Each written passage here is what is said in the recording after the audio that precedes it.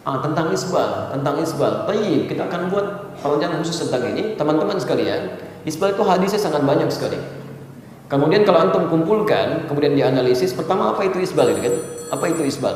Apa itu isbal? Isbal itu sederhananya adalah melebihkan pakaian di bawah mata kakinya. Orangnya disebut dengan musbil. Orangnya disebut dengan musbil. Pertama kita sepakati dulu bahwa hadis yang dipersoalkan tentang orang yang isbal. Berarti orang yang tidak isbal nggak ada masalah. Jelas di sini? Karena hadisnya mempersoalkan orang yang isbal. Jadi orang yang tidak isbal tidak ada masalah.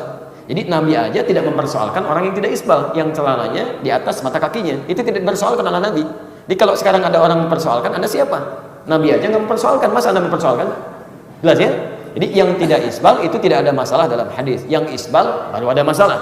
Jelas? Jadi terbalik ya, kalau perempuan mesti isbal, Bu. Mesti isbal. Awas hati-hati, laki-laki tidak isbal.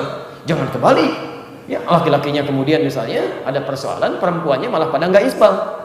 Dan ketinggian isbalnya melebihi laki-laki. Itu salahnya fatal. Dan nggak usah dibayangin, awas. Ya. Baik. Pelan-pelan. Waliyadzubillah ya, waliyadzubillah. Kita kembalikan. Sekarang sepakat dulu sampai sini? Sepakat ya? Jadi kalau yang tidak isbal tidak ada masalah. Yang isbal ada masalah. Cuma masalahnya di mana? Itu dia dulu. Harus sepakati dulu masalahnya apa dan di mana masalahnya. Baik, dan kapan terjadi masalah itu? Baik. Hadis-hadis sampai kepada kita. Ada di Abu Daud kemudian bagian pertama ya nomor 187. Teman-teman sekalian di hadis pertama. Satu kali saya persingkat saja. Nabi Shallallahu Alaihi Wasallam sedang duduk dengan para sahabat. Tiba-tiba lewat seseorang. Ketika lewat seseorang ini Nabi mengatakan, lihat kalimatnya. Nabi mengatakan di makna beliau sampaikan orang yang pakaiannya melebihi batas mata kakinya, maka tempatnya di neraka. Famaq'aduhu finnar, tempatnya di neraka. Orang yang pakaiannya melebihi batas mata kakinya, tempatnya di neraka, kata Nabi. Jelas ini? Belum, karena belum selesai kalimatnya. Baik, bagaimana Anda bisa jelas, kan? Baik. Di sini kemudian Abu Bakar langsung berkata, ya Rasulullah, bagaimana dengan saya? Bagaimana dengan saya? Karena izar itu sarung, ya. Sarung saya, pakaian saya juga melebihi mata kaki. Kata Nabi, kamu tidak termasuk dalam ini. Lihat kalimatnya, ya. Lihat kalimatnya, Abu Bakar mengenakan pakaian melebihi batas kakinya. Jadi Abu Bakar itu isbal juga di sini. Jelas sampai sini? Karena beliau merasa beliau ini kurus, kan? Kemudian sering turun tuh sarungnya, melebihi batas mata kakinya. Ya, rahmukallah. Poinnya beliau isbal. Ya, sementara ada orang lewat tadi, kemudian pakaiannya melebihi batas mata kaki, keluar kalimat Nabi tadi. Teman-teman sekalian, pertama yang harus dibaca adalah keadaan isbal sebelumnya sudah ada. Orang-orang menggunakan pakaian sebagian melebihi batas mata kakinya. Sudah ada. Cuma Nabi tidak pernah mengeluarkan kalimat. Ketika orang tadi lewat, baru keluar kalimat tadi. Jelas sampai sini? Baik. Kemudian setelah itu Abu Bakar mengklarifikasi. Apakah yang dimaksud ini isbal mutlak atau isbal tertentu? Karena saya pun isbal ini. Ada masalah di saya. Dan selama ini Nabi nggak pernah menegur. Begitu orang itu lewat, kemudian dikomentari dengan kalimat tadi. Apa yang dimaksudkan oleh Nabi? Nah, dari sini sesungguhnya ketika hadir kalimat-kalimat tadi, sahabat-sahabat senior di samping masih ada yang junior, namanya Abdullah bin Umar. Ya, Abdullah bin Umar radhiyallahu ta'ala anhuma itu masih kecil. Maka disampaikanlah kepada beliau ini oleh Nabi SAW dengan kalimat bahasa yang dipahami.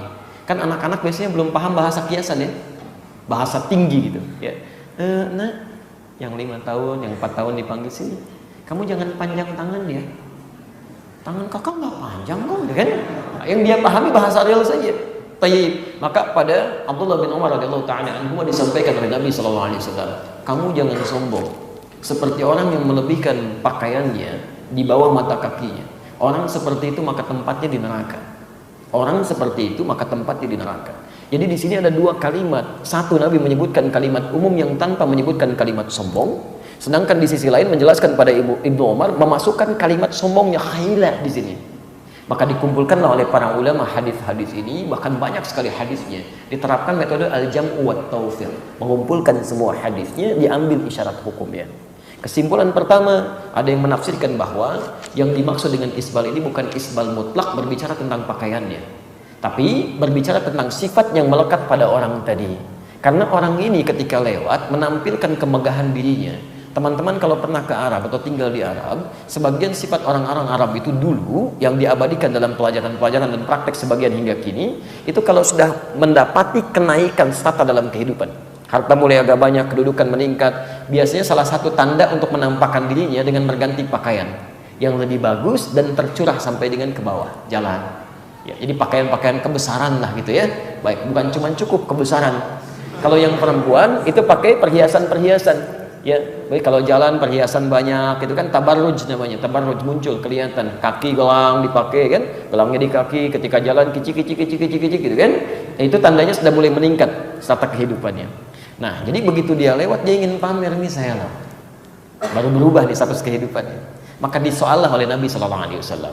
Maka pendapat yang pertama dari kalangan para ulama mengatakan hadis isbal ini ilatnya, sebab Nabi menyampaikannya bukan karena pakaiannya, karena yang lain pun dengan pakaian yang sama tidak disoal, cuman karena kesombongan yang melekat pada orang itu ingin pamer dengan keadaannya. Jelas di sini? Ini bagian yang pertama. Jadi ilat hukum yang disimpulkan terkait dengan kesombongan, pamer di sini. Yang kedua mengatakan dia mengambil pada hadis yang mutlak saja.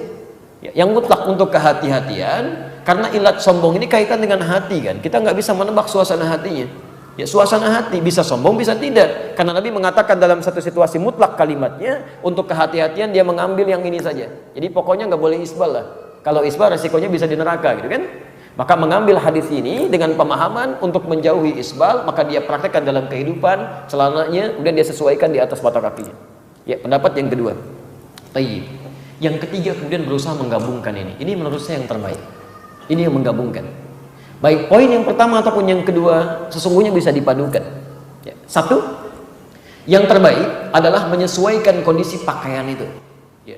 Terlalu di bawah mata kaki tidak bagus. Karena bukan cuma masalah sombong, bisa juga terlalu terurai, bisa terlekat dengan najis, bisa kotoran, bisa macam-macam, kan? Jadi Anda bisa sesuaikan. Bisa Anda misalnya pas di mata kaki naikkan sedikit ke atas untuk menghindari kotoran-kotoran dan noda, tapi tetap menggunakan asas keanggunan dan keelokan, karena Allah pun mencintai keindahan di sini. Innallaha jamilun yuhibbul jamal. Jadi sesuaikan dengan profesi Anda, maksimalkan itu sehingga tampak keanggunan Anda tidak keluar ya dari penampilan yang menurut sebagian adat mungkin tidak bagus gitu ya. Bukan cuma adat yang tidak sesuai dengan kondisi agama, bukan, sesuai dengan kondisi syariat kita, tapi dipandang kurang elok. Misal, mohon maaf ya, Anda sudah pakai jas, pakai dasi gitu kan, mau berangkat ke kantor, tiba-tiba celananya mau dekat lutut ya, nggak seimbang misalnya kan, terlalu tinggi kan, nggak nyaman dilihat ya, nggak nyaman ya. Jadi karena itu coba Anda sesuaikan ya, mungkin di atas sedikit, ya paskan di situ, ya naikkan sedikit, yang dengan itu najis bisa dihindari dan tampilan tetap bagus di sini. Jadi pada prinsipnya ini cuma khilaf ringan di sini, nggak usah diperbesar. Jadi jangan sampai timbul masalah baru yang dengan itu justru memasukkan Anda ke neraka. Anda memang tidak isbal, tapi mulut Anda isbal tuh. Semua ditarik gitu kan, kayak nggak ada sumbunya. Masih kelebihan bahan, kayak nggak ada gunting aja. Komentarnya kan nyebelin, rame di situ. Tiba-tiba apa yang terjadi? Kesombongannya muncul. Dia nggak isbal, cuman lisannya sombong. Atau sebaliknya, yang isbal pun komentarnya yang lain. Begitu jalan, Assalamualaikum, Masya Allah, banjir ya hari ini. Enggak kok dinaikin, bisa gitu kan? Dalam suasana yang ingin mencela. Ini bukan suasana canda biasa, dia ingin mencela dan sebagainya, itu nggak boleh seperti itu, nggak boleh ya. Sehingga muncul kalimat-kalimat yang tidak menyenangkan ya. Anda mau pilih pendapat yang pertama boleh, pendapat kedua silahkan. Ingin berjaga-jaga itu bagus, yang paling penting adalah jaga diri kita di hadapan Allah Subhanahu wa Ta'ala. Jelas sampai sini? Baik.